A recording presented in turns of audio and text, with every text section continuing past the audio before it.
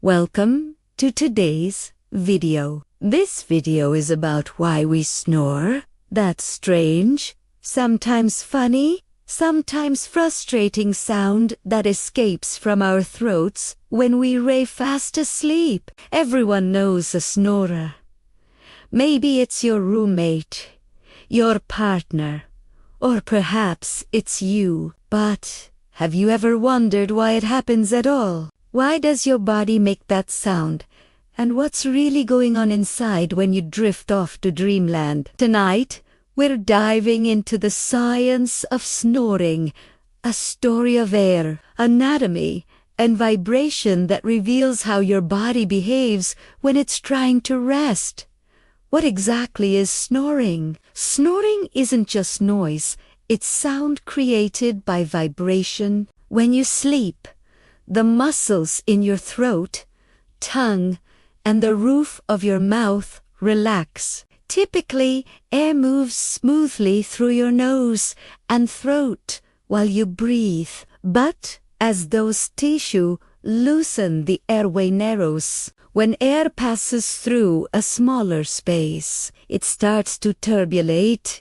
It vibrates those relaxed tissues, creating the characteristic rattle or rumble we call snoring. In essence, snoring is the sound of partially obstructed airflow, a sign that your airway is struggling to stay open while you sleep. Why some people snore more than others. Not everyone snores, and that's where it gets fascinating. A few key factors make some people more prone to snoring than others. Sleeping position. Lying on your back allows gravity to pull your tongue and soft palate backward, thereby narrowing your airway. Nasal congestion.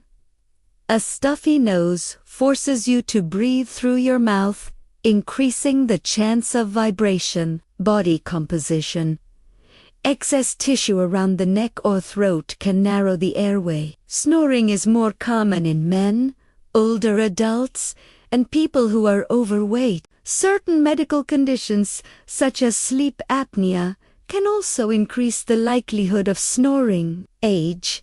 As we get older, muscle tone decreases, including in the throat. Lifestyle, alcohol, or sedatives relax throat muscles even more, making snoring more likely. So, the next time someone complains about your snoring, you can blame physics, anatomy, and maybe that late-night glass of wine. The hidden mechanics.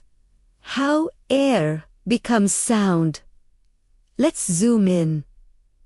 Imagine air traveling through a narrow hallway. When the hallway is wide open, air flows quietly. But as the walls move closer together, air pressure increases, creating turbulent flow, chaotic movement that shakes the walls. That's precisely what happens in your upper airway during snoring. The soft palate, the fleshy part at the back of your mouth, and the uvula act like flapping curtains, vibrating as air rushes past. The narrower the space, the louder and rougher the sound. That's why some snores are resounding and rumbling, while others are sharp and high-pitched. In short, snoring is your body's nighttime wind instrument, played unconsciously by your own breathing. Your brain's role while you snore. Here's the interesting part. Your brain actually notices when you snore, but only partly. During deep sleep, your brain attempts to filter out mild vibrations and sounds, allowing you to remain asleep. But if your airway becomes too blocked, oxygen levels drop, and your brain immediately sends a wake-up signal. This can lead to micro-awakenings, moments so brief you don't even remember them, but they can fragment your sleep throughout the night. In more severe cases, this condition progresses to sleep apnea, where breathing briefly stops before restarting with a gasp or loud snoring. That's your brain literally fighting to keep you alive. Evolutionary twist. Why snoring exists at all? From an evolutionary perspective, snoring is a curious phenomenon. Why would humans develop a trait that makes them louder and potentially more vulnerable during sleep? Some scientists believe snoring is simply an unintended byproduct of our complex vocal anatomy. Humans evolved uniquely flexible throats to produce speech, but that same flexibility also makes the airway more prone to collapse. In other words, our ability to talk may have come with a side effect: the ability to snore. Why you don't hear yourself snore? Have you ever wondered why you don't wake yourself up? When you're asleep, your auditory system is still working, but your brain filters familiar sounds differently. Just like how you can sleep through traffic noise or a ticking clock, your brain recognizes your own snoring as non-threatening. However, if the sound gets too loud or your breathing pattern changes, your body reacts instantly, either by shifting position or partially waking up. Can you stop snoring? The short answer: sometimes. Snoring isn't always a medical problem, but if it's frequent or loud, it might indicate obstructive sleep apnea, which a doctor should check. Be aware of warning signs such as choking, gasping during sleep, or excessive daytime sleepiness. These could signal a need to seek medical advice. For mild snoring, here are a few science-backed tips. Sleep on your side. It keeps your airway open. Stay hydrated. Dry tissue vibrate more. Avoid alcohol or sedatives before bed.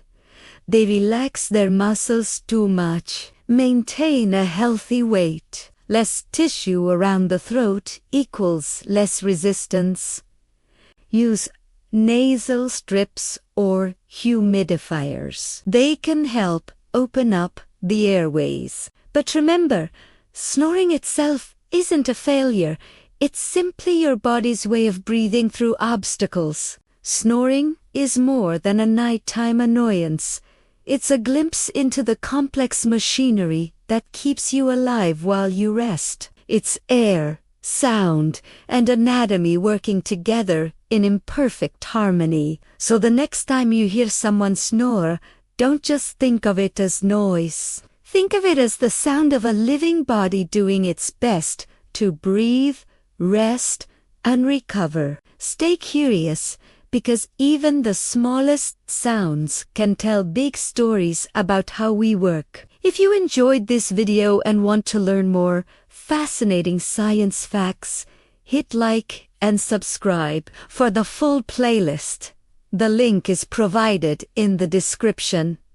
Thanks for being curious with me today. I truly appreciate your time and interest. Stay tuned for more exciting content.